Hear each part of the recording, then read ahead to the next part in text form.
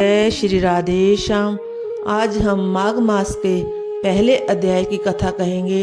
श्री नैमिषारण्य क्षेत्र में मुनिजनों ने परम भागवत श्री सूत जी से कहा, हे मुने, अब आप कृपा करके माघ मास की उस पवित्र कथा का वर्णन करें जो कि वशिष्ठ भगवान ने दिलीप से कहा था, जिससे प्राणी के समस्त पाप नष्ट होते हैं। हे देव, कृपा करके आप माघ मास के संपूर्ण इतिहास का विवरण करें।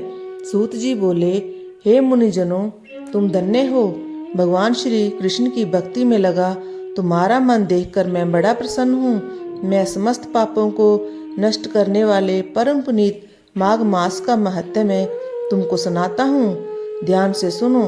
एक दिन पार्वती जी ने भगवान शंकर जी से पूछा, हे महादेव जी, आप समस्त धर्मों के ज्ञाता हो, आप कृपा करके मुझे माघ मास के महत्व में व्रत विधि, पूजन और इतिहास बताइए। पार्वती के इस वचनों को भगवान महादेव सुनकर अति प्रसन्न होकर बोले, हे प्रिय, तुम इस मनोहर वृत्तांत को सुनो। एक समय महाराज दिलीप ने एक महान यज्ञ किया। ऋषिजनों ने प्रसन्न हो राजा को आशीर्वाद दिया। नगर निवासियों ने श्रद्धा से राजा का पूजन किया। तब वह प्रसन्नचित्त राजा अपनी सेना सहित वन में मृग का शिकार खेलने गए। समस्त अस्त्र शस्त्रों से युक्त दिलीप कवच आदि धारण किए, हाथ में धनुष बाण लिए वन में शिकार खोजने लगा।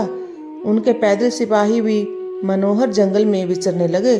शिकारियों का दल वन में देखकर सभी जीव शांत होकर अपनी गुफाओं में चले गए। कोलाहल सुन मृग भागने लगे।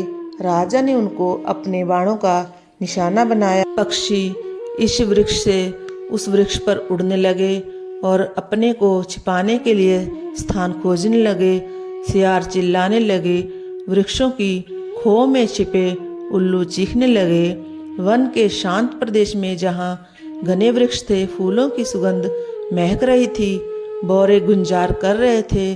दूध से भरे थनों वाली गायें घूम रही थी। सर्पों के बिलों से कैंचुली आदि बाहर निकली पड़ी थी। अजगर वृक्षों की शाखाओं पर लिपटे थे। पत्थरों के आपस में टकराने से अग्नि की चिंगारियां छिटक रही थी। बाघ दहाड़ रहे थे। शिकारी कुत्ते खरगोश के पीछे दौड़ रहे थे। इस प्रकार राजा दिलीप वन में शिकार खेलते, रात्रि होने पर विश्राम करते और फिर आगे बढ़ जाते थे।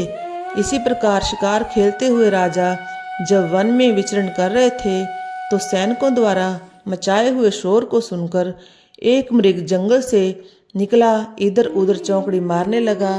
तब राजा ने उसका पीछा किया। लंबी लंबी छलांग लगाता हुआ मृग टेढ़े मेढ़े रास्तों से, कांटेदार झाड़ियों और वृक्षों के मध्य होकर कई झरने पार करता भयानक जंगल में घुस गया। मृग का पीछा करते हुए राजा दिलीप उस स्थान पर आ पहुंचे। जब वह मृग दिखलाई नहीं दिया तो राजा घबरा गए, क्योंकि वह बहुत थक चुके थे और प्यास के मारे व्याकुल थे। राजा और उनके साथी थक गए थे। उनके घोड़े पसीने से तर थे। दोपहर का समय हो चुका था और सभी प्यास से व्याकुल हो रहे थे। पानी की खोज करने पर राजा ने दूर समुद्र जैसा एक विशाल सरोवर देखा, जिसके किनारे घने वृक्ष थे। जल स्वच्छ था। बड़े बड़े कमल खिले थे, जिन पर भौरे गूंज रहे थे। सरोवर के जल से छोटी छोटी मछलियां लहरों के साथ तैर रही थी।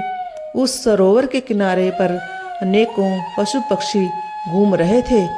इस सुंदर सरोवर को देखकर राजा और उसके साथियों की थकावट दूर हो गई। राजा व सैनिकों ने सरोवर के जल को पिया और वहीं रात्रि व्यतीत करने के विचार से डेरा डाल दिया। राजा और सैनिकों ने संध्या को भोजन आदि से निवृत्त होकर शस्त्र संभाल लिए।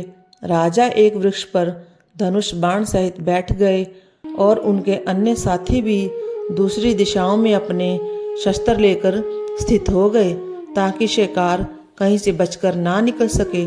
कुछ सैनिकों ने वन में जाल फैला दिया।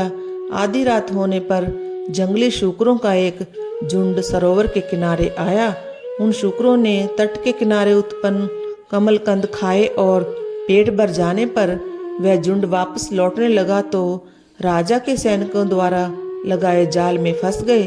राजा ने अपने साथियों की सहायता से अनेकों शुकर मार डाले। कुछ घायल होकर वहीं पड़े रहे और कुछ भागकर जंगल में जा छिपे। इतने सारे शुकरों को मरा देख राजा के साथी प्रसन्न होकर शोर करने लगे। सबको साथ लेकर राजा सरोवर के किनारे से चल दिए। उन्होंने अपने राज्य लौटने का निश्चय किया। राजा जैसे ही नगर की ओर चले, उन्होंने देखा कि सामने से शंख चक्र चिन्हों से शोभित पुरुष शरीर कोमल वल्कल पहने एक तपस्वी सरोवर की ओर चले आ रहे हैं। राजा ने नम्रतापूर्वक उनको प्रणाम किया और मार्ग छोड़ दिया। ऋषि ने राजा को पहचान कर कहा, हे राजन, प्रातः होने को है। माघ मास की इस पुण्य वेला में सरोवर का स्नान त्याग कर तुम कहाँ जा रहे हो?